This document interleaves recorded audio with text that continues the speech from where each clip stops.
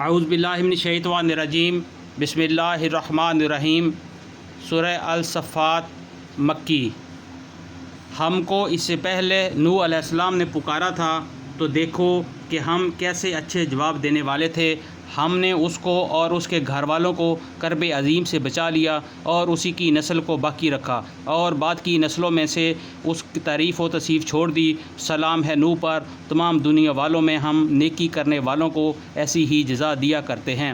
در حقیقت وہ ہمارے مومن بندوں میں سے تھا، پھر دوسرے گروہ کو ہم نے غرق کر دیا۔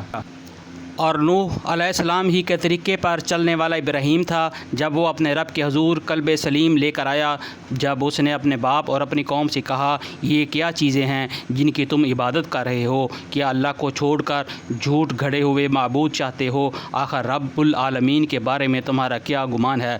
پھر اس نے تاروں پر نگاہ ڈالی اور کہا، میری طبیعت خراب ہے۔ چنانچہ وہ لوگ اسے چھوڑ کر چلے گئے۔ ان کے پیچھے وہ چپکے سے ان کے معبودوں کے مندر میں گھس گیا اور بولا، آپ لوگ کھاتے کیوں نہیں ہیں؟ کیا ہو گیا؟ آپ لوگ بولتے ہی نہیں۔ اس کے بعد وہ ان پر پل پڑا اور سیدھے ہاتھ سے خوب ضربیں لگائیں۔ واپس آ کر وہ لوگ بھاگے بھاگے اس کے پاس آئے۔ اس نے کہا، کیا تم اپنی ہی تراشی ہوئی چیزوں کو پوجتے ہو، حالانکہ اللہ ہی نے تم کو بھی پیدا کیا ہے اور ان چیزوں کو بھی جنہیں تم بناتے ہو؟ انہوں نے آپس میں کہا کہ اس کے لیے ایک الاؤ تیار کرو اور اسے دہکتی ہوئی آگ کے ڈھیر میں پھینک دو۔ انہوں نے اس کے خلاف ایک کارروائی کرنی چاہی تھی مگر ہم نے انہی کو نیچا دکھا دیا۔ ابراہیم علیہ السلام نے کہا، میں اپنے رب کی طرف جاتا ہوں، وہی میری رہنمائی کرے گا۔ اے میرے پروردگار، مجھے ایک بیٹا عطا کر جو صالحین میں سے ہو۔ اس دعا کے جواب میں ہم نے اس کو ایک حلیم بردبار لڑکے کی بشارت دی۔ وہ لڑکا جب اس کے ساتھ دوڑ دھوپ کرنے کی عمر کو پہنچ گیا تو ایک روز ابراہیم علیہ السلام نے اس سے کہا، بیٹا میں خواب میں دیکھتا ہوں کہ میں تجھے ذبح کر رہا ہوں، اب تو بتا تیرا کیا خیال ہے؟ اس نے کہا، ابا جان، جو کچھ آپ کو حکم دیا جا رہا ہے اسے کر ڈالیے، آپ انشاءاللہ مجھے صابروں میں سے پائیں گے۔